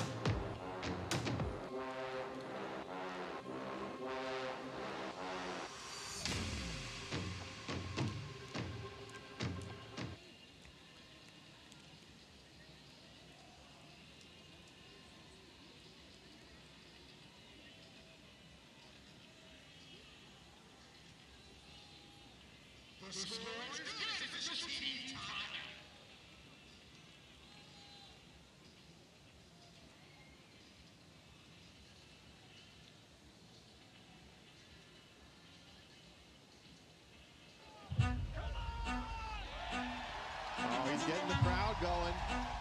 Are you kidding me? You are kidding me! Holy smoke! Was there any doubt? Was there any doubt? This is going to be the game.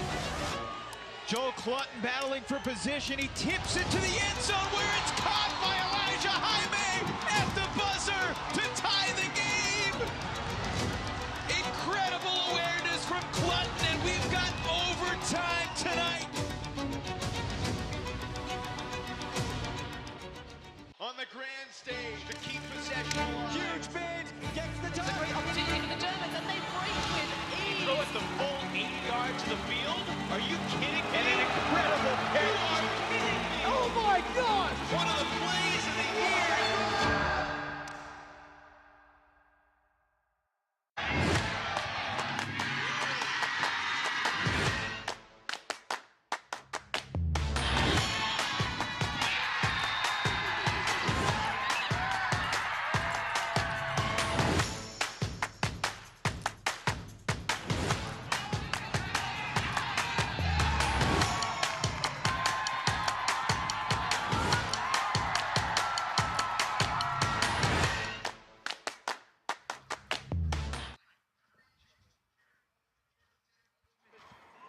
Atlanta pulling with a 7-goal lead. 5.5 minutes to play here in the fourth quarter. Week 2 in the Ultimate Frisbee Association. And perhaps the first real shocker of the season. Brian, I don't know if it's a shocker that Atlanta is going to win this game, seemingly, but it's how they are winning this game. How brilliant they've been on both sides of the disc, how they flustered this championship program in New York that has dominated so consistently over the past several seasons. I think you got it exactly right. It's not surprising to see Atlanta winning this game. It was always a possibility. It's surprising to see the turnaround from week 1 and to see them demolish this Empire squad. Atlanta.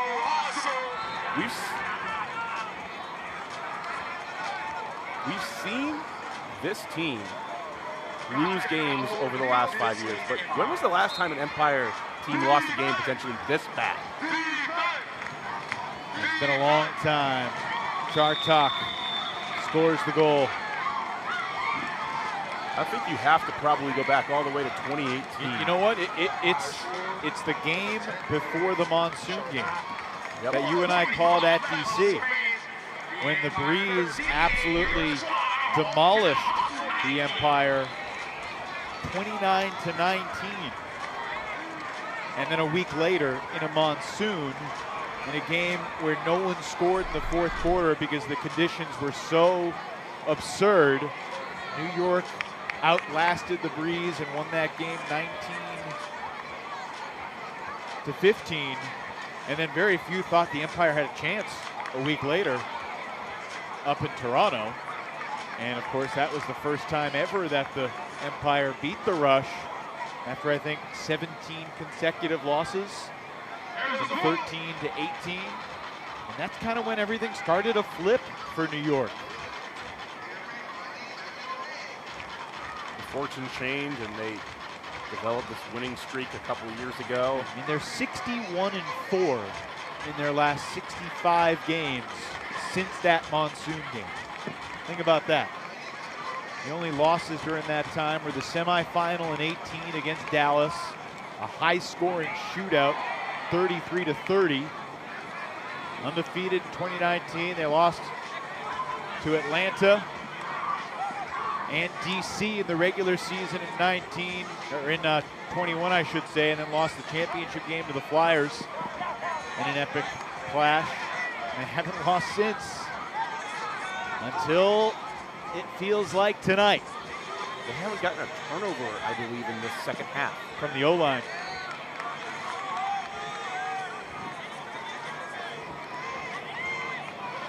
And there is no such thing as a commentator's curse when Brian Jones says it, folks.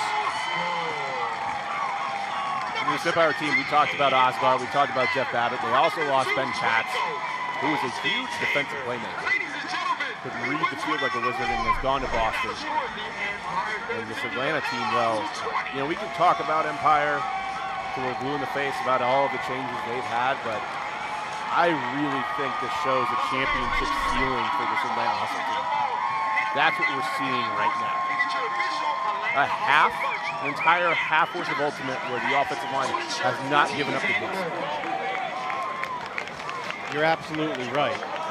And in many ways, literal and metaphorical, this is a different Atlanta team than played last week in Carolina. It's a different Atlanta team that lost the South Division Championship on this field last year, and heartbreaking, devastating, choose your excruciating adjective here, loss against the Soul. Right. Carolina's sitting there going, yeah, championship ceiling. We'll have something to say about that. Right. And as will the AlleyCats the following week, and the Summit the week after that. And then Atlanta has Austin right back here in a game that will carry a lot of emotions to it as well. The Soul looked pretty good last night against the Houston Havoc in their season opener. Sean Keegan turns on the Jets and makes the sliding snag. 2:38 to go, Empire within 6. But unless the rule book changed, since I read it earlier today, there's no such thing as a 2-point play or a 4-point play or a 6-point play. So it feels like an impossible task right now for New York on this particular evening. We haven't seen a couple of other options out of this New York defense that we would historically see. They got back against the Hustle in the playoffs by running a lot of double teams in the past. Again, another area where missing Jeff Babbitt hurts. But still, seeing those roller poles, those double team options, no use of a zone here tonight. I think there's a lot of things that can kind of go to rather than just try to out-athlete the other team. Don't forget, UFA Game of the Week on WatchUFA.tv tomorrow. DC Breeze 0-1. The Breeze in their program's history, they've been around since 2013, have never started a season 0-2, Brian. And they go to Philadelphia to face a Phoenix team that is desperate to knock off DC. They haven't done it in a long time. Of course, next week we'll have Atlanta and Carolina. All these games available on WatchUFA.tv. And then Salt Lake and Colorado. Shred trying to get to 3-0 on their young season tonight in Los Angeles. Colorado 1-0. They don't play until that May 18th game 2 weeks from now against the Shred. There's the first turnover for the Hustle in a long time. New York trying to punch it in quickly. And Brett Tan, working with Jeff Holm, does just that. First break of the game for the Empire comes with 98 seconds left in the fourth quarter. Great play by Ethan Fortin, who's really been a QB on these D-lines. Gets the block, and then after that, it's off to the races. Brett Tan, Jeff Holm. It's not going to make a difference in who wins and loses this game, but it's going to make the plane ride home a little bit better.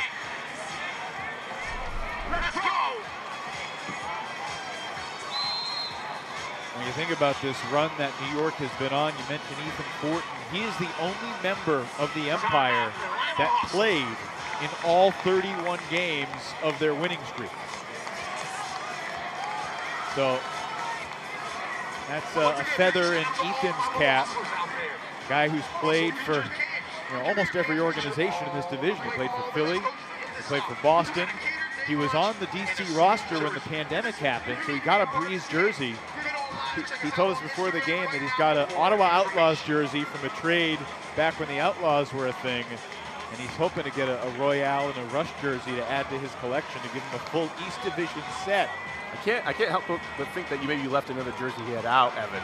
Well, I guess he does have, in his most proud jersey is the Rochester Dragons, of course. Thank you, Evan. Never forget. The team that you coached, what, from 2013 to 2015? 2014, but yeah, 2 seasons. I'm still in your phone, as you told me today, is Brian Jones, Rochester Dragons. So. That's true. First time I ever talked with you was before that Huck and Hope game. Yeah, what is dead may never die. But, speaking some more Game of Thrones analogies, the Lannisters are weak now, and everybody in the Eastern Division is going to wake up tomorrow thinking they have a chance to claim to this division, chance to claim the Eastern throne. And they're right. Are they right? Yeah, they are. Where do the Empire go from here after tonight, aside from back to New York City? They have to take a hard look at themselves. I think they have to shuffle some lines. I think it's hard to not. You don't want to make changes early on. It's hard as a head coach to figure out when to pull that trigger and what's for the betterment of the team. But they just weren't able to get the hucking opportunities to get the easy possessions in this game. They still have a great core of throwers, but it's figuring out how to use their strengths.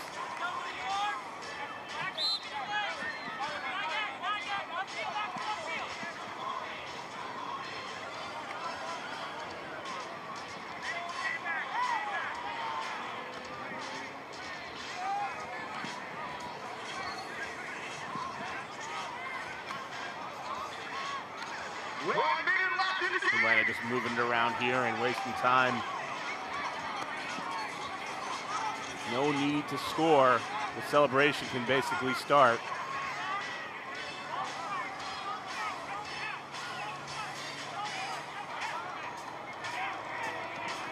Final minute of action. Atlanta's perfect offensive game thwarted here in the fourth quarter, but still a mighty impressive evening for this Hustle O. And how about the South Division? New York Empire's last 3 losses in UFA action, all against the South. Atlanta, Carolina back in 21, and Atlanta before that. We get a whistle. It's like a pick called with less than 10 seconds to go. 9 on the scoreboard. Stall called. Stall was called. The New York Empire set a record last week, won their 31st straight game, but regardless of the outcome of this throw, that losing streak is history tonight. Misread by Ben Yacht, and the Atlanta Hustle have knocked off the 2-time defending UFA champions 20-15. Just a great offensive performance by Atlanta. the one break the entire game. Only a handful of turnovers, a handful of mistakes. And they just did it by using everybody. Not one player had to have the greatest game ever. We had great performances, but this looks like as complete of a team as I've seen from Atlanta in the history of this franchise. Meaningful moment for the veterans, Matt Smith, Christian Olsen, Trenton Spinks, the three guys that have been on this team since the beginning in 2015. This is certainly one of the bigger regular season wins they've had. The 31-game winning streak is over. Atlanta over New York tonight. We're back to wrap it up after this.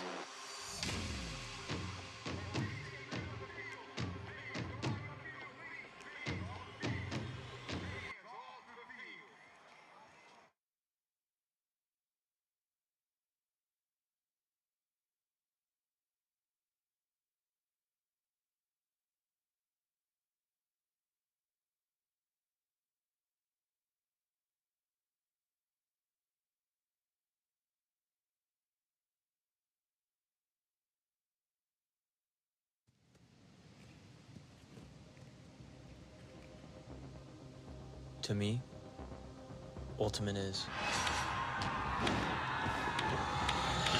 confidence. Confidence that my focus, my hard work will pay off. I push. So when I step out on that field and look at the 7 across from me, I know that they aren't ready.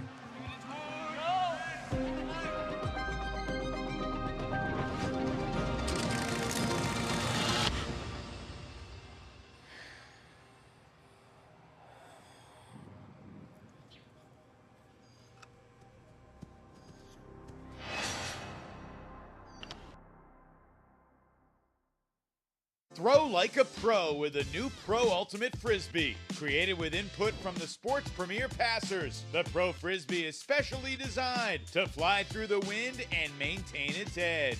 Experience the official Frisbee of the UFA and get yours at shopufa.com today.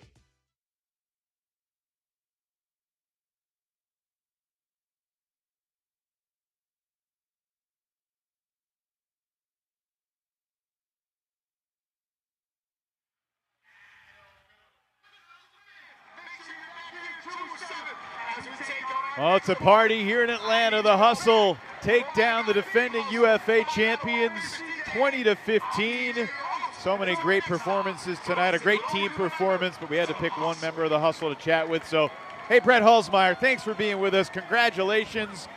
Can you contrast the emotions of last week and this week? How you feeling right now?